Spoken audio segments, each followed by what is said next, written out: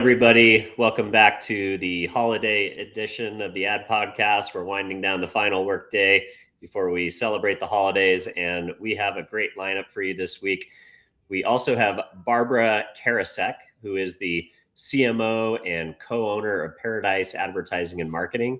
They're an award-winning full-service shop specializing in tourism and hospitality and lifestyle brands, with a global marketing career spanning leadership organizational roles at SeaWorld Parks and Entertainment, PGA TOUR, NASCAR, and the United States Olympic and Paralympic Committee. Barbara brings deep expertise in brand strategy, partnership negotiation, and consumer engagement. She's also a co-founder of AiOpti Media LLC, a data and analytics firm that leverages AI to improve media targeting and performance. A Furman University and University of South Florida alumni, Barbara has been recognized among HSMAI top 25 extraordinary minds in sales, marketing, revenue optimization, and distribution for her impact in hospitality and marketing.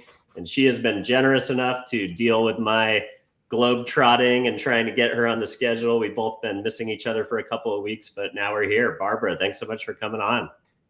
Thank you so much for having me. I appreciate it so much. No, I love it. Well, hey, I have a special heart for travel shops, especially in my portfolio of clients right now. Love learning more about the industry since I'm fairly new to it. I've only been into it for a year, and you have a wide and deep career in the hospitality space. So I always love to hear a little bit about how people kind of got their start and got into this world of advertising and marketing. So where'd you grow up? What'd you study? And how'd you get in the industry? Yeah, great question. So I grew up wanting to be a lawyer, oddly enough. So I went to college thinking I was going to go to grad school, and I got through constitutional law number 2, and I'm like, ooh, I don't know about that. And so my senior year of college, we actually had about an 8-week break at Furman. So I went to Miami, and my brother-in-law at the time was working for Crispin & Porter. And over my winter break of college, I just fell in love with it. And I decided right then and there I was going to go to grad school. So I went to the University of South Florida, and I did their 3-year program. It was before the Zimmerman advertising team. Jordan Zimmerman had his school there at USF. Yeah, I've heard of it. Yeah. I did the 3-year track. I did PR, advertising, and TV and radio production. And oddly enough, you know, you're young and 22 years old, a college graduate, and I had really busted my rear end during 4 years of school. So I wanted to take the summer off.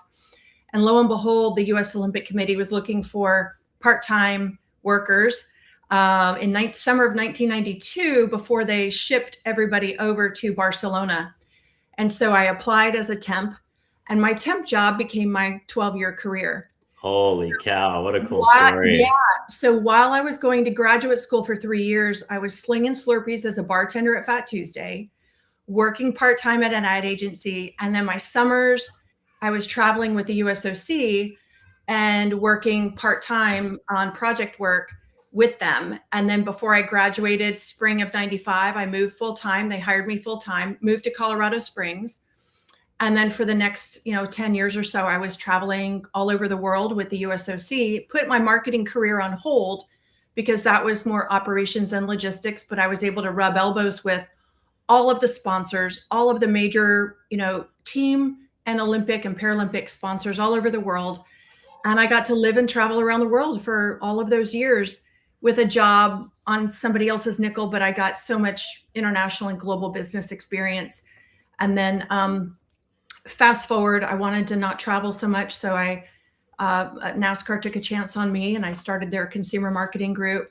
And then I got married, and PGA Tour, private equity called, went to SeaWorld Entertainment, and then post IPO exited and acquired Paradise January of 2018. So almost 6-7 years ago now.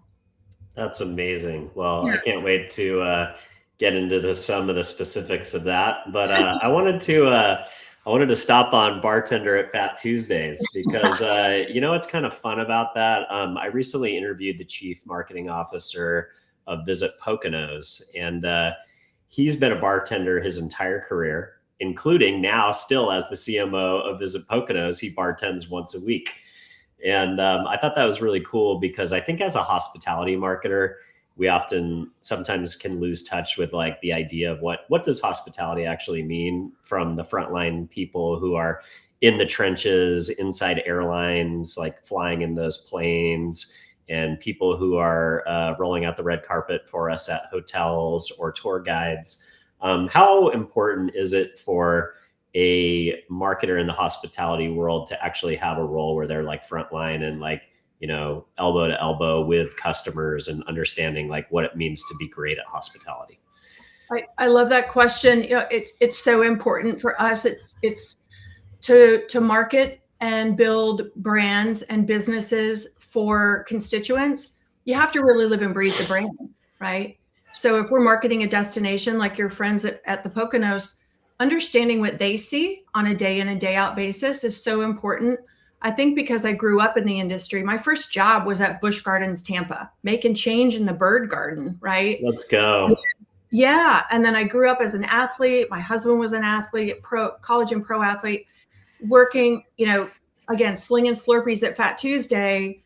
You're in that circle. But I think what's important is you never lose the sense, especially at an agency, and we represent over 50 destinations, you never lose the sense of the wanderlust through the eyes of the consumer. That's like working at Nike and wanting to market and promote a shoe, but you never go see the manufacturing of it, nor do you walk into a retail and actually hear what customers are saying about it before they buy it. Yeah, or go for a run or play sports. Absolutely. So I think it's always important to never lose sight of the customer, but it's also never lose sight to also continue to be a customer as well. Yeah, that's very cool. So you mentioned something very interesting, that in January of 2018, you acquired the agency. So did you ever work for the agency before that, or did you identify it as an opportunity because of some extenuating circumstances with the prior owners and you just took it over? Like, tell me a little bit about that, because that's not the normal way into being the leader or owner of an agency. No. So this is what's interesting. And as I call like a little God wink moment in my life and my husband's life. I grew up in the Tampa Bay area. And when I exited SeaWorld and we cashed our stocks out, we took about 2 years off and we realized, we're never going to make it as a golfer or a skier, right? So and I make all of that because we had looked at all of we looked with business brokers of acquiring businesses that we know that would play to our strengths. Me, marketing and operations. My husband was sales and business development. But we also developed in that 2-year period of time, what do we want our legacy to be? What do we want to be known for? And so our business broker approached us with an agency that the owner was retiring, and it was in my hometown of St. Pete, Tampa Bay area. And selfishly, I'm like, well, that would be great. I could go down and be my dad's roommate for a couple of years on the transition. This is, we would go down there. My dad lived there before he passed a couple of years ago. And oddly enough, we signed the non-disclosure, and it was owned by Cedar Hames, who I had interned with during grad school while I was bartending at Fat Tuesday. That's crazy. So it was just one of those things where he was one of my mentors for 2 years as an intern. And we knew he always said, I want to hand off the keys to the business with somebody who's going to keep it small, keep it private, and stay really true to the industries of why it was founded, of improving the lives and the livelihoods of those that we represent. And so when we decided to acquire Paradise, about 4 weeks before we signed on the dotted line with the contract, Cedar came down with a stage 4 brain tumor. Oh, how sad. So we were, making sure that we carry out his vision every day, and that we got through that first year with the team of, he died 6 weeks after we closed. Ugh. And so we had to overcome that obstacle of not having him on the transition, but also the grief that our team was going through and our clients were going through. But it allowed us to galvanize and become so close and get over that hump of hurt and grief, but also the stewardship that, I think about him every day. I think about what would Cedar do, and would Cedar be happy? am I doing what he always envisioned we would do with the agency? And so that's always been, he's always right here on my shoulder, tapping me saying, good job, girl, good job. I love that. I just interviewed the chief brand officer of Tractor Beverages, and they're this really cool, beverage company that's sourcing all their fruit from organic and regenerative farms. And they're in Chipotle, and they're about to launch an RTD in Sprouts. And he was at Nike for 18 years before he went over to that brand. And one of the things that he talks about a lot is like founder intent, just because you're a big company or a small company or a publicly traded company, like a key component of, brand ethos is founder intent. Like a lot of times, even, a publicly traded company that's been around for 100 years, if you go back to founder's intent, a lot of the stuff still stands up. So I love the idea that you are still thinking about founder's intent as it pertains to, your business mentor who, gave you that internship way back when and was so great to be able to pass the baton and give you the legacy to his shop. So I think that's a very touching story. So congratulations on that. I would really like that. So you mentioned something else. So you talked about a husband who's your chief sales officer and your biz dev guy. Is that still the dynamic at the agency? It is. And in fact, we've built an entire go-to-market team with our new CEO wrapped around the go-to-market team, as well as Tony, my husband. Tony's one of those guys. He played college and pro basketball all over the world. And then he started a career in sales in all different industries, whether it was payment processing, logistics, medical. And aside from the fact that he's almost 7 feet tall, right? he's just one of those relentless people. And his title is actually Chief Relationship Officer, because he's never met a stranger and he just wants mutual benefit. And I couldn't think of anybody better that I would want to be not just in business with, but in life with. And he still serves that role with Paradise, as well as our other company, AiOpti, and then some other companies that we're incubating to get off the ground in 2026. So that's amazing. So had you guys ever worked together before you did the business broker kind of search to figure out what you guys were going to do together? Had you ever worked together before? No, just, as a household, of course, maybe a renovation here or there. Right. And if you can, right. But it's just been such a blessing, because the first couple of years when we met, I was working at NASCAR when we met, and I was on the road 250 days a year. And that's really tough. And so the beauty of it now is, we're business partners, we're life partners, but when we get to travel, we try to travel together. And it's just such a blessing all the way around. And our team is like a family too. But no, we had never worked together, and we are very intentional with office hours. We try, at least, I love that. That's really cool. The reason I ask is because, my wife is essentially the COO of my company, and she does all the bookkeeping, and she helps me with some account management from time to time. And she was actually the more established career. Like when we were getting started, she worked at an agency called UXB with the former CMO of Amex and MGM. And she worked at Omnicom on Warner Brothers, and she worked at Russ Reed on a nonprofit account at Omnicom. So she was always the stable breadwinner that was like advancing in her career. And I was always the entrepreneur trying to figure it out. And then one day we kind of were able to flip roles, and she was able to raise our children. But I don't think we would have had it when we were younger. I don't think we respected what we each brought to the table, or we just didn't have like the confidence to cede to what the other one is really good at, if that makes sense. Yeah. And now, I'm not saying it's perfect all the time, but it's definitely pretty good. And I love the ability to be able to talk shop and, not talk shop when we should. Like my son's birthday was this morning. He's 3, and, we're able to put it away when we need to. But yeah, I think I'm always excited to kind of hear how other couples are making it work and doing it, because I think it's important to be able to learn that skill, because it takes a lot to be able to, work-life integration, I guess is what they call it, right? That's right. That's right. It ebbs and flows. Love it. So let's talk about tourism. Tourism, I think, has kind of like two sides to it right now. You have the fact that millennials on average would say tourism, they would rather cut food before they cut tourism out of their budget. You have millennials and Gen Z saying that the number one thing that they aspire to as an affinity is to be well-traveled. You see, household income shifting to the boomer generation and the largest group of people moving into retirement, and ones that don't see themselves as old in any way and plan to do an extensive amount of traveling over the next 20 and 30 years.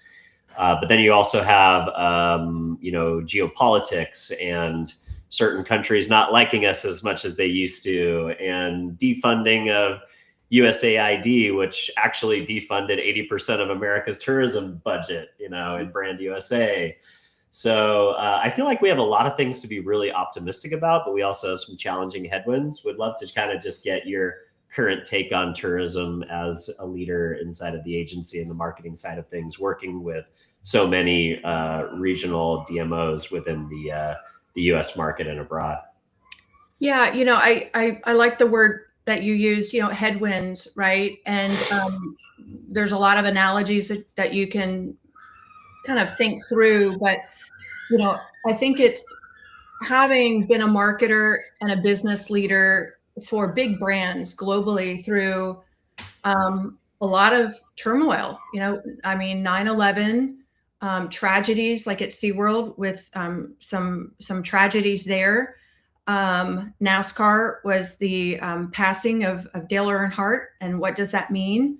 And then COVID, right? Like if you look at headwinds that we've survived over the next 20, 30, let's say 30 years, consumerism goes in that 30-year cycle anyway.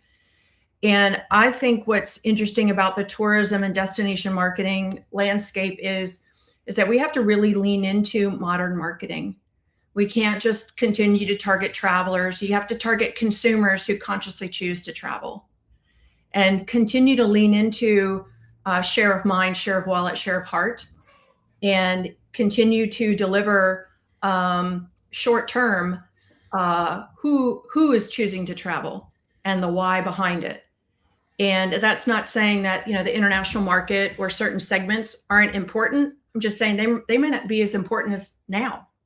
And we have businesses and we have livelihoods and we have frontline workers who rely on tourism to put food on the table, pay their rent, pay their car payment, pay their child support, pay their child care, put diapers on their children, pay for their livelihoods. And we have a fiduciary responsibility to keep tourism alive. And if that means we have to pivot and look inward, meaning at the domestic marketplace for a while looking overseas or other, Canada and Europe and whatever, all of those things a little differently for the short term, we're going to have long-term gain because we have sustained the product. We've sustained the livelihoods for the people that live and work on the front line. And we've sustained communities and businesses. Make no bones about it. We have a responsibility ethically and morally to protect the product and protect the communities that we serve. And I think the more that we continue to follow the data and the insights to propel the future of the consumer base, more people now than ever before in our country are 50 or 60 years or older. More people are looking at what you just said about Gen Z. And I want to continue to challenge our industry to look at Generation Alpha, right? They're very influential in how and where people spend their time and their money in their household or themselves. And I think that's our opportunity for 2026 is to look what's the here and the now while we look at what's down the road. Yeah, I love that.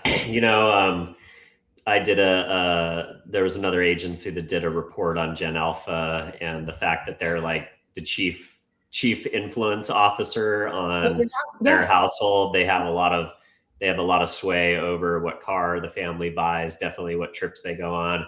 I'm thinking as I'm planning my own kind of holiday travel, like my wife and I traditionally like warm weather, but our 12 and 10-year-old really want to go snowboarding. So we're going to Big Bear, we're not going to Mexico again.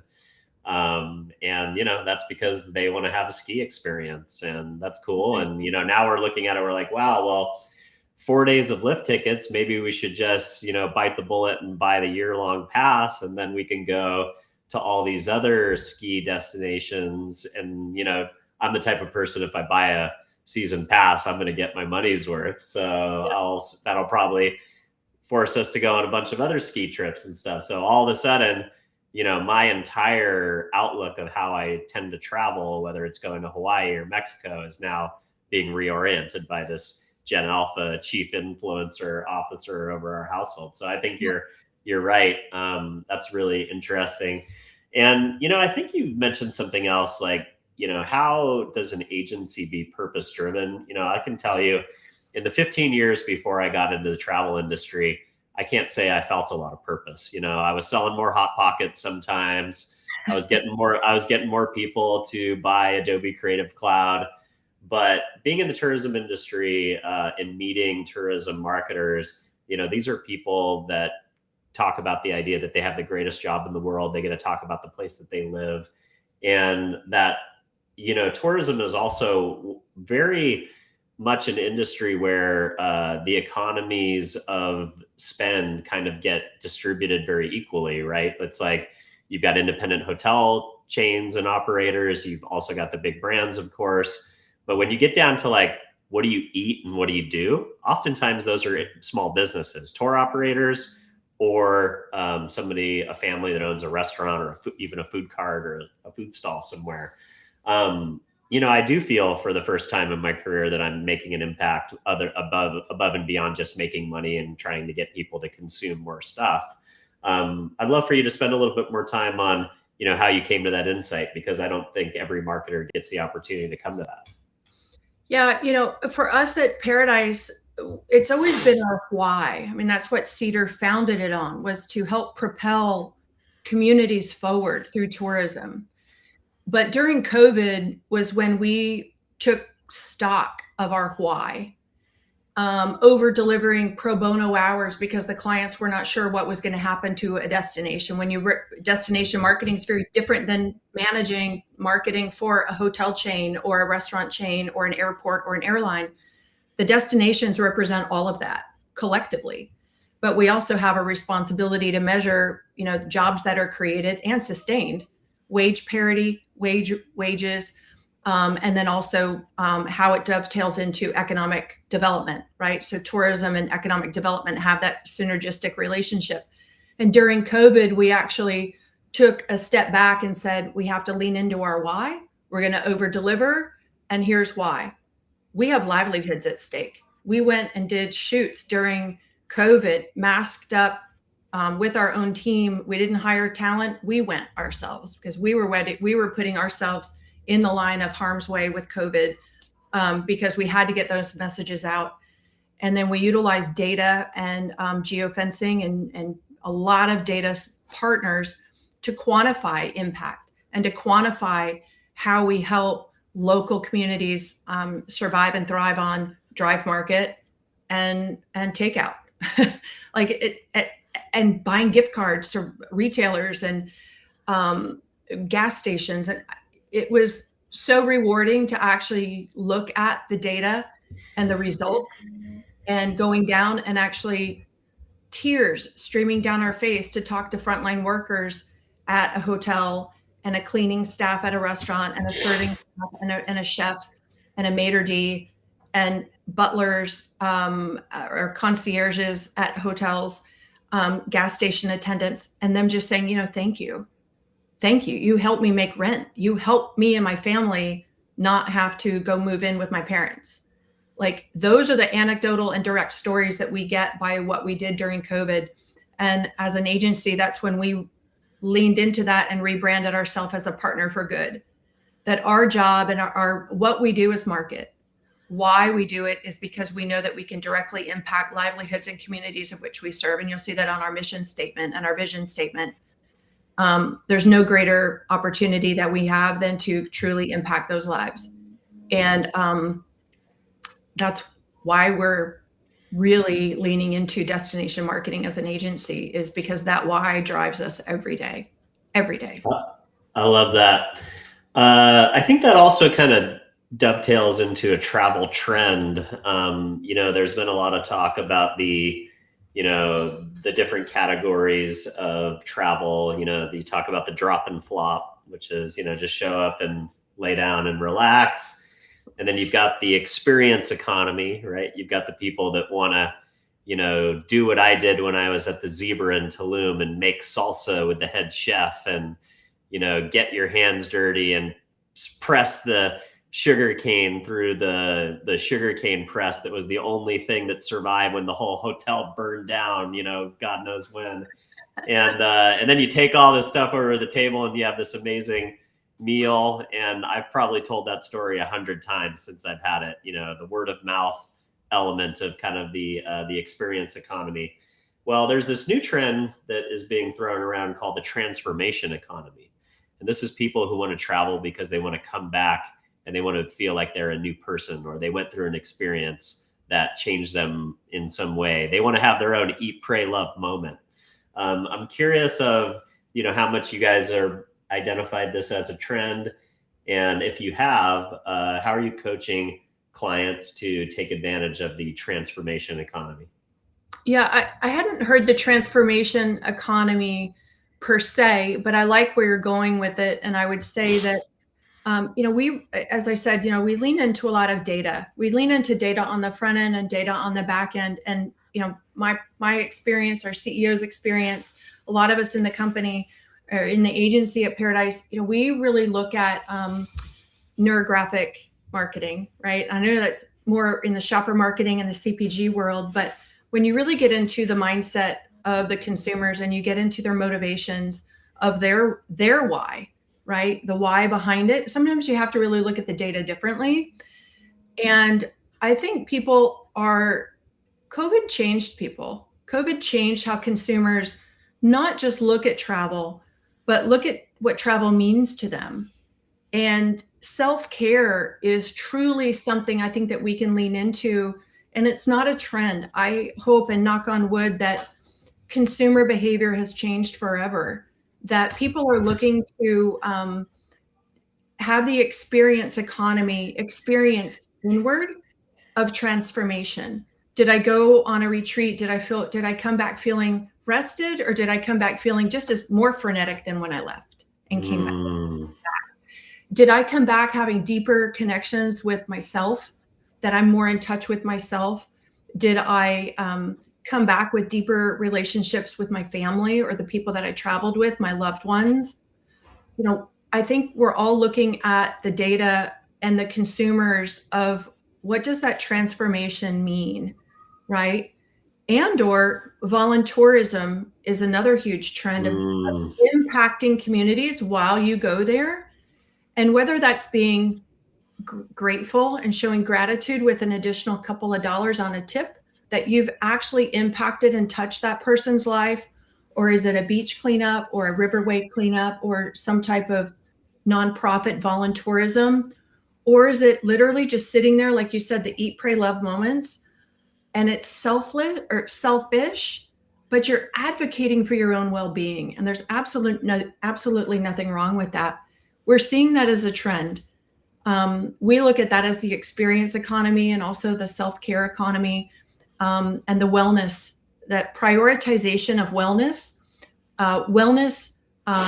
as an action and an activity, but also wellness as I really need to go there and rest my mind, rest my body, rest my soul. And what does that mean? So we're absolutely seeing that as a trend. And I actually hope that it sustains for quite a while, because I think it just makes everybody nicer and calm and cool. Like, that's what vacations are all about. I love that. I love the wellness element.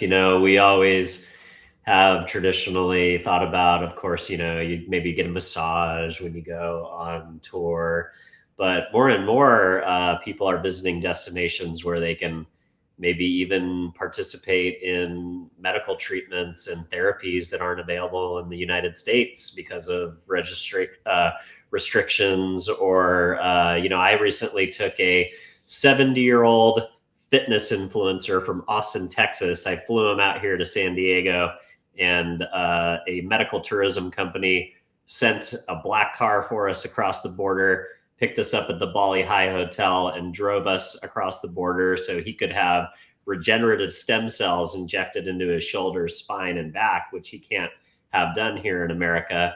And this doctor works with the president of Mexico.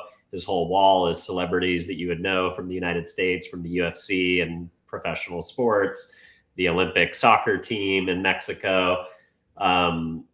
And afterwards, we went to a Michelin star restaurant in Tijuana with the concierge from the medical tourism provider.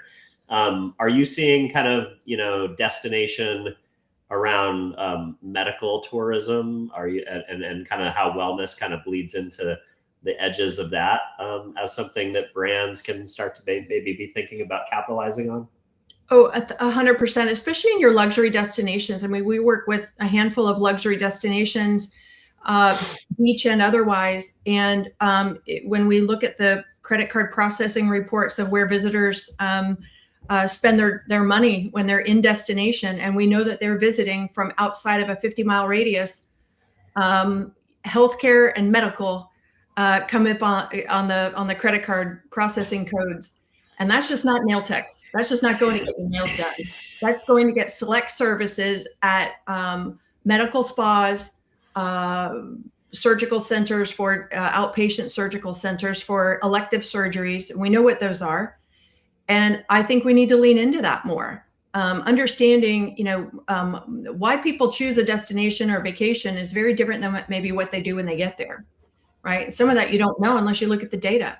But I also know that some people might think that going to a winery, because it's grapes after all, is also medicinal. And I don't shame people for that either. I think we have to really lean into it and not shy away from what people need right now, right? And I think more and more, especially domestic, and if you look at your Mexico example, within the domestic market, more and more people are going to and maybe they don't want to travel overseas for something like that, but they're going to go find somewhere in Florida or up in Aspen or wherever and go get their work done, right, on themselves. And maybe they won't post about it, right, because they want to keep some things private. But the data doesn't lie. Our data doesn't lie in the fact that we know where they came from, we know how long they stayed, and we know what they spent their money on by their credit card processing. I love that. Another trend that kind of popped up during COVID, but I think is here to stay, is this idea of digital nomads. You have this upwardly mobile, they like to say Gen Z, can't afford a house. But the reality is I talk to a lot of Gen Z that don't want a house. And they've just kind of grown up with this idea of like the rental economy and the fact that, you can create wealth without owning a home. And freedom is more important to be tied down to a physical location. They're owning houses, getting married, and having kids later in life. And they like the flexibility that the new workforce, at least for the time being, has provided. And they like the opportunity to try out different places. I know a girl that lived in Key West, Las Vegas, and Tahoe, North Shore Tahoe, all within the same 6 months as a creative director of a large dating app. And I think a lot of the hotel brands have actually launched digital nomad subscriptions so people can stay loyal to one brand. Is that a trend that you think that's here to stay? And within the US market, you also have these tax opportunities, whether it's in Portugal or Puerto Rico, where, there's some tax advantages of not, living this digital nomad lifestyle, and economic development. Like you're talking about, like there's some cities that pay people to move there, $20,000 to move to my city, so Yes. In tax incentives. So can you talk about economic development and the idea of courting digital nomads, or at least the people that don't need to be tethered to an office anymore for maybe a short-term stay to try it out, but then maybe to stay there indefinitely? Yeah, I would say it's definitely a trend. The longevity of it, I think, is yet to be seen. But what we see, it's honestly, I call it spectrum based. So you have I would say they're not early retirees, but they've definitely been independently, sustaining their own livelihoods for quite some time. Independent operators of maybe their investors, or they can just do their job anywhere. And they're maybe a little bit older than your traditional digital nomads who are probably, up to, age 35. So that 25 to 35, like you said, they're not overly established yet. Knowing your product, I mean, that's where we spend a lot of time in our destination markets and just talk to people. We know you can sniff them out and you can see them, you can spot them a mile away, right? And we do campaigns specifically against the digital nomads, Wi-Fi, laptop, and what are you looking for? Do you want the Airbnb or do you want the 5-star resort on the beach, with the cabana boy? Like what's the vibe that you need to go do your work? We see that all the time. And we also see it to where we have to vie and compete with international markets that are really actively courting people to leave the United States for extended periods of time with major financial incentives to do their jobs remotely. I did a digital detox for 10 days a couple years ago, went out to Park City, Utah, and I never thought in a million years I would have met that many people doing the same thing. Wow. For 10 times longer than I was there. I was there 10 days. They're there for 3 months, and I'm like, Crazy. man, I drew that wrong. But I think we have to lean into it. And I also think we have to really lean into the what's next beyond that, is Generation Alpha even going to go to college? Do they care? Do they want to live this nomadic lifestyle? The wanderlust is there. Wanting to see the world and experience the world. It's not just an experience economy. It's an experience life. Wow. And I think we really follow that trend. Yeah, we don't know yet. But I want to, Generation Alpha to me is going to set the tone for the future, particularly of how and where we look at consumerism down the road. I'm very intrigued by the Generation Alpha. What's next?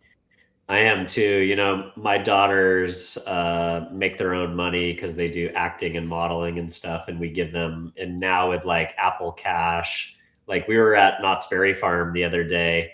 They both disappeared and showed up with short-term credit cards. They fed all their money into the machine and got themselves like debit cards with like cash on them. We're like, what are you guys doing? They're like, oh, well, we'd rather have these debit cards than cash so we can. And what they'll probably end up doing is they'll load those cards onto their phones. And I was sitting here the other night and Starbucks and McDonald's showed up on my porch. I'm like, what are you guys doing? Yeah. Like the speed in which they are gaining independence is scary, to be honest. So. Yeah. Well, and that's what they're doing, right? Like, and if you look at that age group, I mean, we had one of our team members, he just came back. He was in Thailand for 20 days, right? And he's an entrepreneur. We allowed it. We have a time off policy. And he's like, I think I'm going to go to Thailand. I go, okay. And he goes, I'm going to just throw it out there and see how many people want to come with me. I'll book a package for X number of people. And I get to go at half a fraction of the cost because I'm bringing a group. And I'm like, good on you. Go for it. Great. I mean, good for you. Why wouldn't we want to embrace that and promote that? The side hustle economy. No, I think it's great to, it's great for, I think team loyalty and like longevity and culture. I mean, I think the days of thinking you can chain these kids to a desk and they don't have ambitions outside of their job, I think it's just over. I think we have to realize that we're renting people's attention and we're getting them to do a task, but by no means are we ushering in the next generation of company men or women. Like they all have their own ambitions and they all have their own ideas of what success and freedom looks like. So we are just a stop on the road, I think. When you think about AI and automation, this has been the year where I'm trying to get marketers to not talk about the dream, but talk about the practicality. Where is AI having the biggest impact on your business from a tactical perspective that you think other marketers can learn from? Yeah, from our agency's perspective, we use AI a lot on just conversations internally or calls with a client, and you can do a summary and it spits out to-do lists like that. You don't have to do the manual typing, and so a lot of it's how do we use it internally from an operations perspective to move the ball and to-dos faster, right? Because just like with agencies, you want to get projects through the production line as fast as possible. Um, I would also say on the audience segmentation, go back to, data led. Our sister company, AiOpti Media, was just named by Martech Outlook magazine the #1 marketing attribution platform of 2025. And Wow, congratulations. yeah, we completely turn it on our head, and we do this for all clients in and out of destination marketing, but particularly with destination marketing, we lean into data as the foundation where your media plans are not. Your data and your first party data insights is your foundational component. The more you know about your current customer and intended audience allows you to overlay more data sets to have better targeted intended audiences, not lookalikes, but intended audiences, and then serve the media, measure the media, and actually quantify who's coming, where are they coming from, and how much did they spend. The more, and you keep shooting all of that information and insights back into your first party data set. So a lot of it's very reticent of shopper marketing. Back in the day of shopper marketing, and we treat counties and destinations no different than a grocery store or an online e-commerce store, right? Wow. Understanding more about who's coming before they get there, what are they looking for, who actually showed up, what's the average basket value, pre, during, and post of the spend, goes into all of that behavior and the insights. So we're looking at, and then machine learning and AI is optimizing everything real time within the programmatic platform with creative, right? And we're not using AI to create the creative, we're using AI and machine learning to optimize the creative with targeting and retargeting, but also abandonment, suppressing lower performing creative and suppressing audiences that are not your high potential and high performing at all. And especially in this day and age when we're dealing with the lowest international visitor, we have to really lean into how do we leverage AI and machine learning to help us leverage our marketing spend as best we can. That's where we're seeing it have just incredible amounts of traction. That's amazing. I think from an insights perspective, I think you hit on a bunch of interesting points there, like the ideas of the days of having to, rely on first party, like focus groups or online surveys and stuff like that. There's just so much data at your fingertips now that can be hoovered into these LLMs and then quantified. And then, it sounds like you guys are even taking a step further. I know that there have been, other partners out there who could, measure economic impact, but that's a lot different than actually tying to like transaction data and being able to say, okay, well, this group of people who saw the creative, they actually showed up and they actually swiped their credit cards at these locations for this amount of money. That's like, like travel marketers have been trying to be performance marketers forever, and it's often hard to do. So that's a really cool insight, and I really like that. What's a campaign or partnership that you're especially proud of, and why do you think that it worked? We've been really proud of our partnership with Expedia over the years, especially post-COVID, that we have been delivering so much success with them and showing the yield with high targeted audiences, particularly as it relates to our domestic product for our clients. When we had clients that had supplemental dollars, it would go to Expedia, the other partners with Adara or Sojourn. And it's really about making sure that we can quantify overnight visitation and in-market spend. And then our partnership with AiOpti, our sister company with the first party data and leveraging that. It's our travel partners. It's the ones that provide the most visibility into driving our overnight bed tax and our in-market spend. All of the other things are important from a KPI perspective. Like I said at the beginning, jobs and the sustainable economies through tourism. It's a visitor economy. But the partnerships that we have seen in not times of trouble or turmoil, but the ones that are just proven, our hats are off and our arms wrap around our partners at Expedia, our partners at Sojourn, our partners at Adara, a rate gain company, and recently our partnership with AiOpti Media. The partnerships that always just say, how can we, what can we do, and what can we do better? Those are the ones that always optimize and perform the best when it's a true partnership. Sounds like a pretty good case study for how you should set up good partnerships, ones that add value and are really thinking about addressing actual problems that marketers are facing every single day. Well, Barbara, fascinating. You have an amazing background. Really felt like I learned quite a bit from you today, and I think you guys are doing super exciting work. I'm excited as a newly minted travel marketer myself to follow along and to continue to watch your guys' journey. So I appreciate you spending a little bit of time with our audience, especially before we break for the holidays. If people who are watching the show want to reach out to you and learn more, where would you like to send the audience? Well, you can always follow me on LinkedIn. You can just find me on LinkedIn, and then you can follow paradiseadv.com, AiOptiMedia.com, or AiOpti.com, and just hit me up on LinkedIn. Would love to have the conversation, and I'm an open book, and I answer every email personally. So that's important to me. And I'm grateful for the conversation. I have such gratitude for your interest. You're part of the Paradise family now, Dylan. So Thank you. We're not letting you leave tourism or travel anytime soon. Once you're in, you're in. Well, hey, I'm a big believer, right time, right place. I don't think it's an accident that I met your colleague, Chris, out in Las Vegas at that event, and was so glad to learn more about her background and be connected to you. So we'll be watching. For those of you who are following along at home, if this is the first time you're seeing the show, don't forget to give us a subscribe or a follow.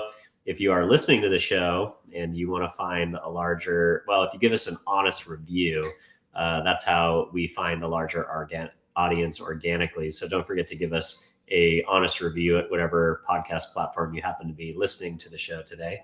And last but not least, if there is a travel marketer or somebody out there in agency land, or maybe just a traditional marketer, or somebody who you think would benefit from the conversation that I had with Barbara today, don't forget to share the show. And with that, Barbara, I will bid you a very happy holidays, and stay in touch. And if you ever need anything, feel free to reach out. You got it. Same. Have a great holiday. Happy holidays. Bye-bye.